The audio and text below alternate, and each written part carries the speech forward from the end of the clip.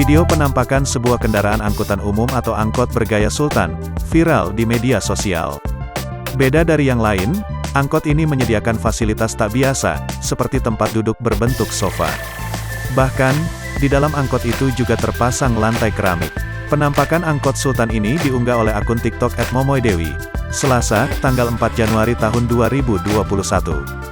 Hingga artikel ini tayang, video TikTok itu ditonton 8 juta orang.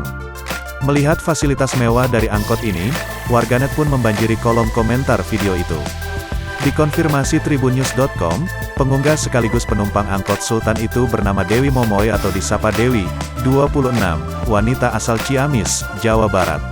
Saat merekam penampakan angkot sultan itu, Dewi mengaku itu sudah 2 kali menjadi penumpang. Dewi menemukan angkot sultan ini di sekitar kawasan pesantren Darussalam, Ciamis. Dia menjelaskan ada berbagai fasilitas tak biasa di dalam angkot sultan ini. Seperti disediakan CCTV hingga tempat duduk sofa yang membuat nyaman. Dalamnya pakai keramik mudah dibersihin terus ada CCTV. Ada tisu buat penumpang, ada walkie-talkie pas supir info berinfo ke teman lainnya. Tempat duduk angkotnya nyaman juga, kata Dewi saat dihubungi, Rabu, tanggal 5 Januari tahun 2022. Dewi sempat bertanya pada sang supir soal alasan pemasangan CCTV di dalam angkot. Menurut dia, CCTV ini dipasang untuk mengantisipasi terjadinya insiden yang tak diinginkan. Awalnya ketika menaiki angkot sultan ini, Dewi mengaku kaget dengan fasilitas yang diberikan. Sebagai penumpang, Dewi nyaman menaiki angkot ini karena dinilai bersih dan tidak bau.